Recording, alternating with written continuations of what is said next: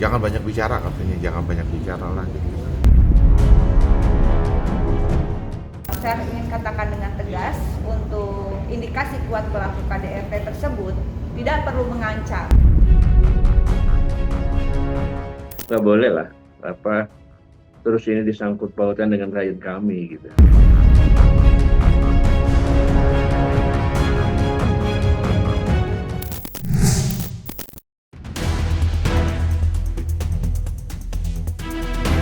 Kisah pilu berpulangnya seorang bocah lelaki bernama Nizam Safei tak hanya menyisakan pedihnya luka yang sukar dihapus keluarga, tetapi juga mengorek kembali sengkarut problematika yang melibatkan sang ibu kandung, ibu tiri, dan juga sang ayahanda. Mulai gundah hati sang ibunda yang disebut-sebut kerap mendapatkan halangan kala hendak bertemu almarhum, hingga berhembus isu miring soal dugaan adanya perencanaan antara sang ayah dan ibu tiri di balik berpulangnya bocah berusia 12 tahun itu. Sederet kejanggalan itu lantas mendorong ibu kandung almarhum untuk mencari keadilan ke berbagai lembaga, sekaligus melaporkan sang mantan suami atas dugaan penelantaran. Namun miris, langkah perjuangan tersebut justru membuat wanita bernama Lisnawati itu mendapat ancaman yang cukup mencekam. Merasa jengah, ia dan tim kuasa hukum lantas melaporkan semua ini ke Lembaga Perlindungan Saksi dan Korban pada hari Jumat 27 Februari silam. Agendanya kita mau melaporkan karena klien kita kemarin beberapa hari ini terakhir dia banyak WA atau telepon yang nggak jelas, ya kan, WA telepon yang nggak jelas. Itu kan haknya dia ya untuk melaporkan ke Meta Perlindungan, ke lembaga perlindungan. Kalau menurut saya ya sah-sah aja, nggak ada masalah. Masalahnya nanti siapa yang nerornya kan harus dibuktikan. Gitu. Jangan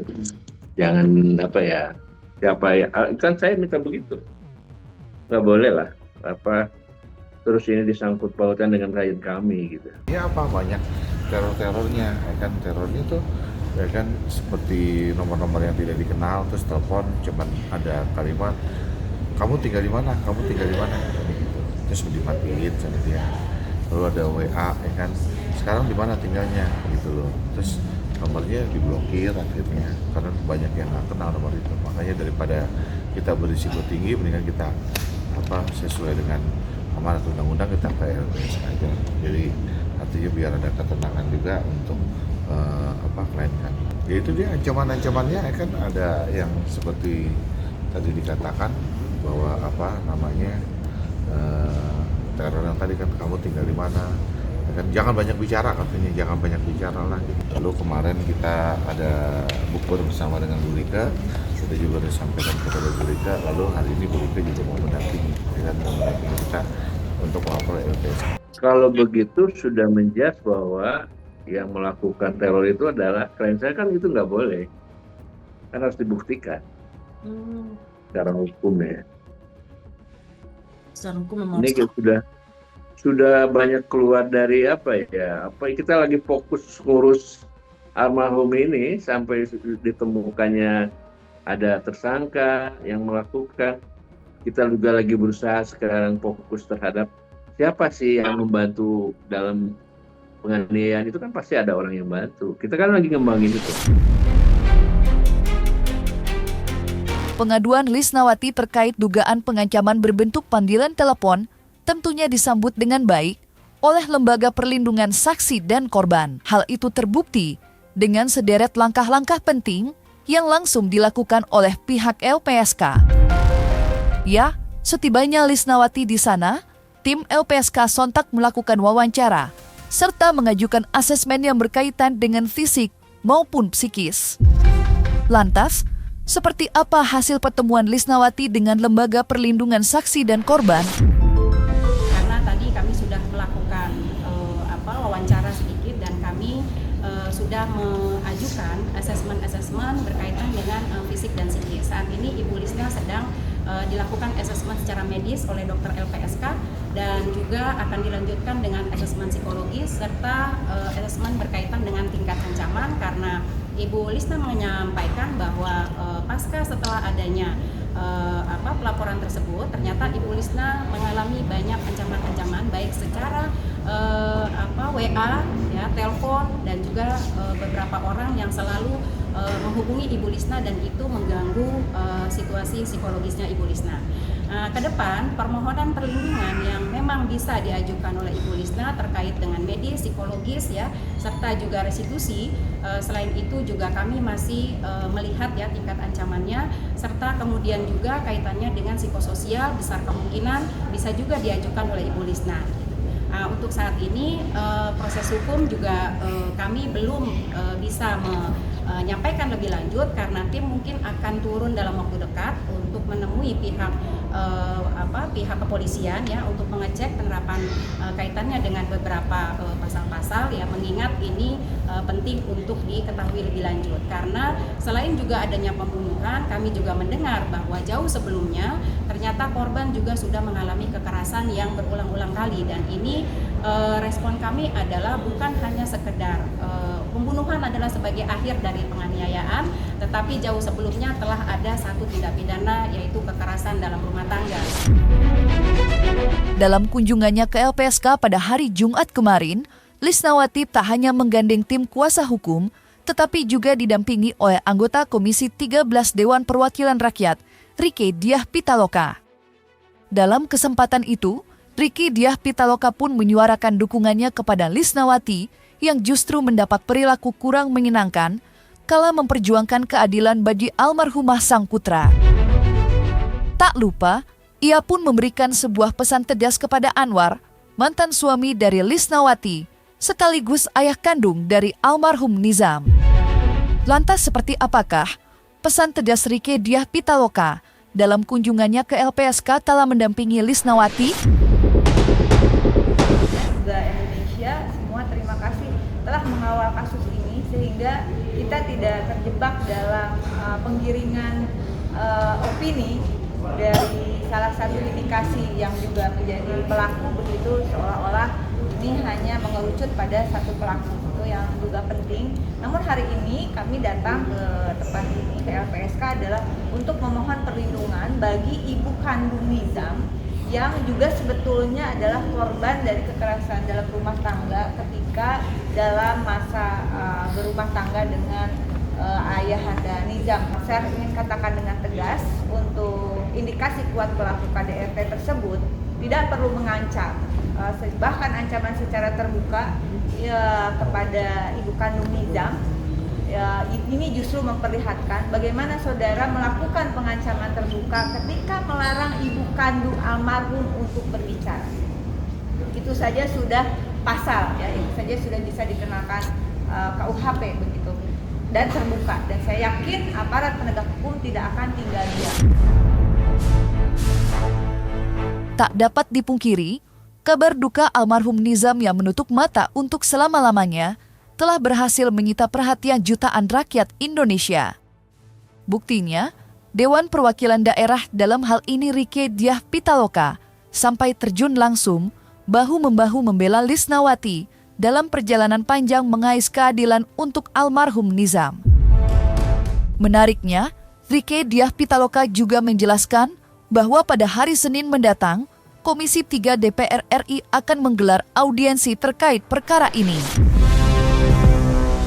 Info yang terakhir adalah Komisi 3 DPR RI, terima kasih untuk pimpinan Komisi 3 DPR RI, ketuanya langsung yang mengawal ini meskipun belum audiensi, tapi insya Allah kalau tidak ada kendala hari Senin akan diterima oleh Komisi 3 DPR RI. Entah seperti apa kelanjutan dari rumitnya problematika 3 penjuru yang melibatkan ayah, ibunda, serta ibu tiri dari Nizam. Apalagi, pusaran perkara kini semakin keruh lantaran Lisnawati selaku ibu kandung dari Nizam terkena dampak kurang enak berupa dugaan pengancaman dari sosok yang belum diketahui secara pasti. Terlepas dari itu semua, perhatian masyarakat maupun atensi sederet lembaga keadilan kini tajam tertuju pada kasus ini. Pasalnya, Jasra Putra selaku Wakil Ketua Komisi Perlindungan Anak Indonesia juga tertangkap kamera ikut mendampingi kunjungan Lisnawati ke LPSK. Lantas, seperti apa harapan Wakil Ketua TPAI terkait perkara ini?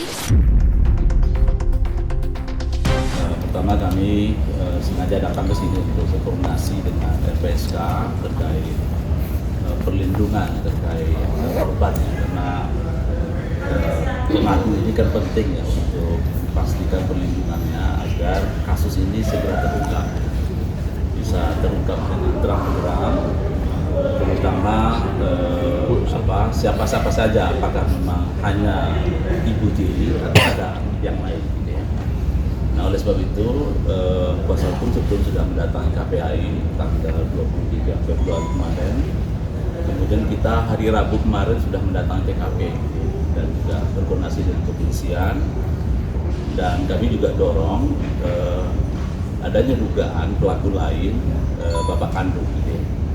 Ini kita minta kepolisian untuk mengungkap karena kasus ini pernah terjadi tahun 2024 dan itu sempat damai dengan Ibu Sambo ini, dan oleh sebab itu ini harus dilihat lebih jauh. Sebab itu kami dengan DPR, dengan LPSK dan lembaga-lembaga lain itu akan berkuat ya agar kasus ini bisa terungkap secara cepat, terang-terang, dan tentu kita dengan kasus ini banyak belajar ya, terutama ini mohon maaf ya, di kesempatan kali ini kami terus mengingatkan agar segera rancangan undang-undang pengasuhan segera dibahas oleh DPR agar kita tidak terlambat ya, karena ini kan sudah di ujung ya, sudah terjadi, baru kita bergerak.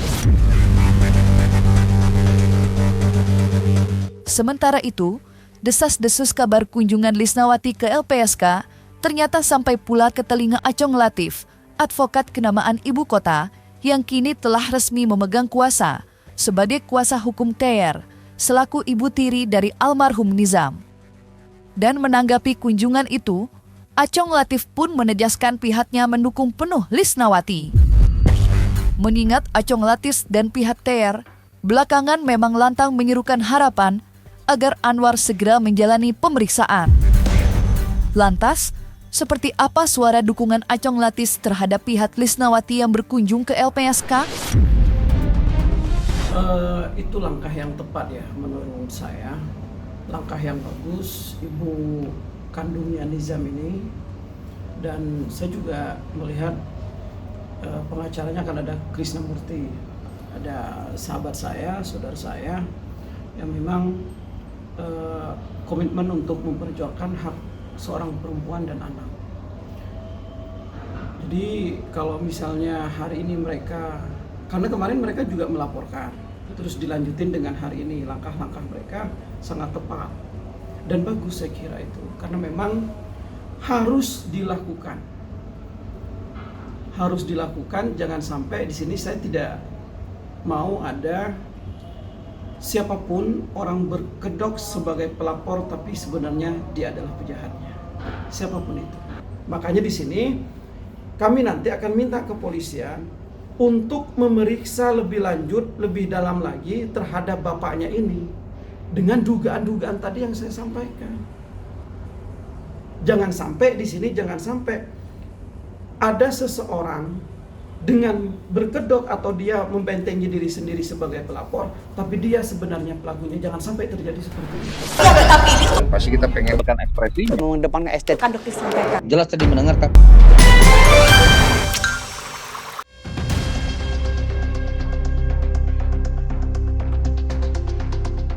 Nah, selesai sudah, Cumi Lovers. Jangan lupa untuk like, subscribe, dan juga share channel YouTube Cumi Cumi.